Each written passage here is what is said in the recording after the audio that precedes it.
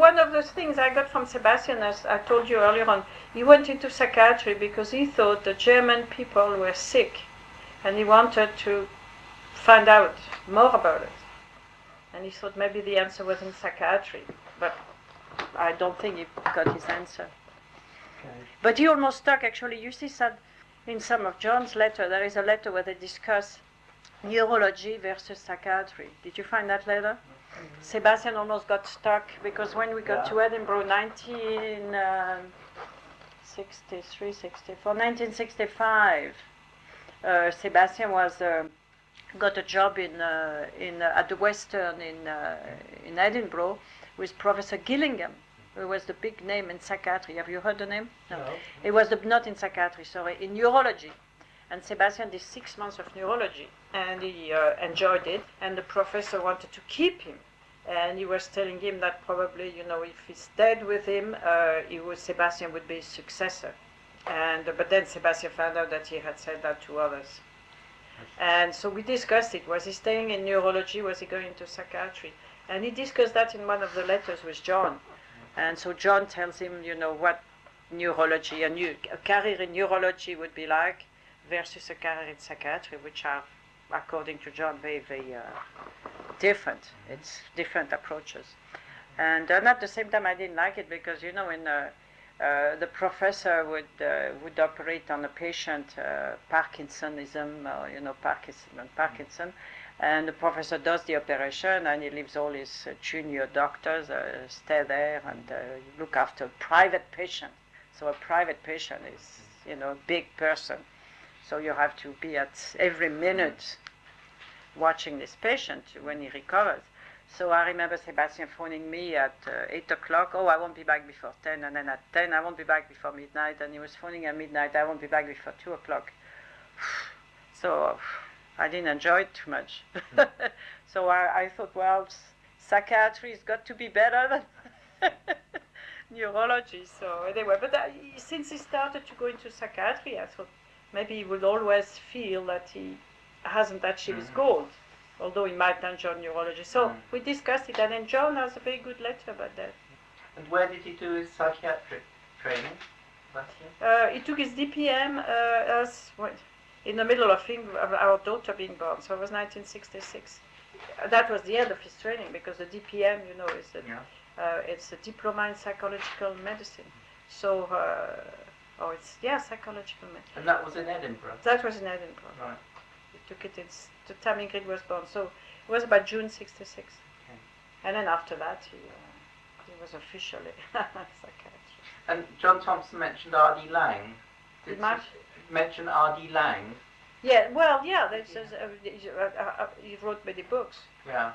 It's in Laing, psychiatrist. Yeah, he wrote many books, and he's well known in the States, right? But did Sebastian have close contact with Laing? I think John knew him.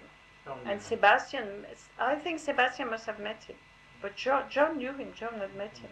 So how did Sebastian's career develop then, after he did the DPM? Well, he worked in Edinburgh, he worked at Greig House. He worked at the Royal Edinburgh Infirmary, which is where John had worked. And Greig House, John had worked in Greig. You know Greig House in Edinburgh?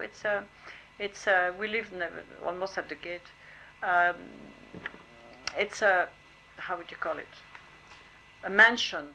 I wouldn't call it a castle or palace or whatever. It's a mansion where Queen of Scots lived. Mary Queen of Scots lived. So it's beautiful, and it's been taken over by the hospital. Yeah. And when Sebastian was there, he found notes, patient's history written by John Thompson. Really? Yeah. John Thompson had worked at Greig House. Okay. So there is still some handwritten history. So you found John's notes in Greig House. Amazing. He was very excited to say that. Yeah. I should try and find them, see if it's possible to find patient notes. So I don't know, John. But the thing, you have to know the year when John was there, and I don't know. And what happened after Edinburgh?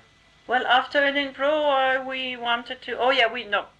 Michael Rosenbaum organized for Sebastian to be on a exchange, what they call it, an exchange, to be an exchange lecturer in New York.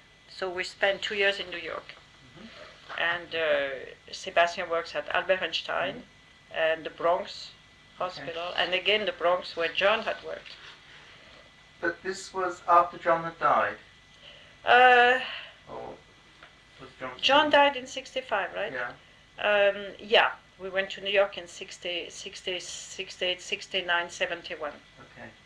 So that was after John, yes. Unfortunately, because then we would have met. So we met Frank, John's brother. Oh, you met John's brother, yeah? Is he still alive?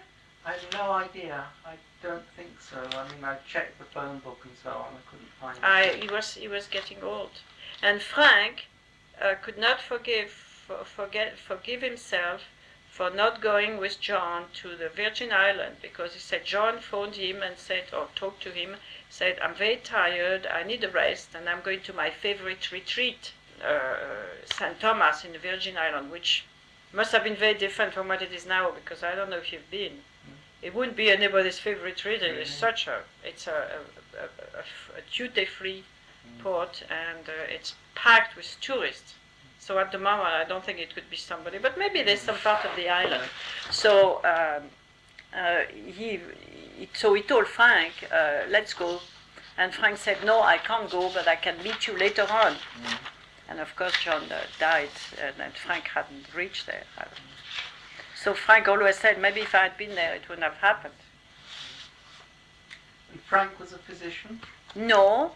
Frank was very well versed in the arts. He was very close to the art community. He had beautiful painting. He had, I think he had Modigliani. He had original painting by famous painter in his little apartments near the Metropolitan Museum. No, he was single, and he was, as far as I know, he was never married. I don't think he was.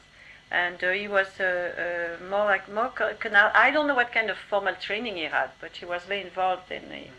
I had a feeling he had means, he had enough means to be a dilettante. And there was a sister called Mary. Did you ever meet her? Was it not Margaret? Was it Margaret? Yes. No. I never met her. I heard a lot about Margaret, but I never. No. What did you hear about her? What did she do? Well, she was like John. She was a bit extravagant and a bit unusual. I think they were all unusual. So we was talking about Margaret as a strange woman, a little bit always up into everything. Unusual in what way? What did she do? Or did she have I don't know if she ever got married. Did she have a... I don't know. Margaret was always our John's sister, and Frank was saying, "Oh, you can expect anything from Margaret. She's here and she reappears there, and she's, that's all." But I don't know what she did. I don't know anything special about Margaret. It's like Philip. Philip was a millionaire in Mexico City. But again, he was a millionaire in what? Probably in the oil? No, I don't know. I have no idea. No idea.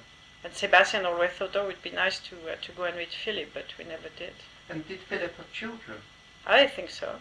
That's why it would be interesting. But we couldn't find any Thompson in the. Again, you would have to know more about which part of Mexico City. And we expected, because when we went to Australia, I was looking for friends, actually all good friends of Sebastian in Edinburgh at the medical school. And they moved to Australia, and I had forgotten their phone number. I wanted to phone them. And we went to a center, and we just said, Ormond, Nick and Eva Ormond in Perth. Right away, they punched that in the computer, and it comes out. And I was expecting Mexico City would be like that. I mean, Mexico. I told them, they said, we don't have that. We don't have that yet. Yeah, I see. So, otherwise, I thought it would be easy. You go to the, telephone company, and we got that in Australia, but not in Mexico. I see. Okay. And did Sebastian see himself as as a researcher? He was more a research psychiatrist, or did he do a lot of clinical work? Sebastian was more interested in clinical work, community work, clinical work, and he started in Toronto. It started in his office. This group of families of schizophrenia, and it was called Friend of Schizophrenia, and now it's all over Canada. And they wrote this book about working and living with schizophrenics, which is how to teach lay people to handle a relative or a colleague with schizophrenia, and keep him instead of putting them in an institution, keeping them at home or at work. Okay. And that was translated in I don't know how many languages. So Japanese. it's an absolutely social approach. Yeah, he was more interested in social psychiatry. And in New York, he works in a community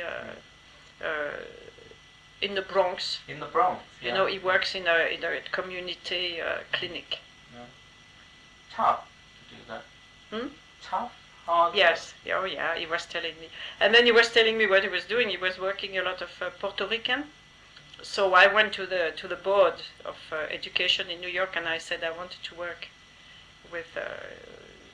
So they put me in remedial teaching. So I had little Puerto Rican and little boys from Haiti, boys and girls, mostly boys. And I learned so much of how those people live, and it was just very interesting. So I wanted to, to see by myself what Sebastian was doing. But of course he was doing a lot more than I ever did. Yeah. So it was really interesting. No, it's social psychiatry, that was. Right. So he started this in Toronto, friend of schizophrenia, and he was very well known in that field.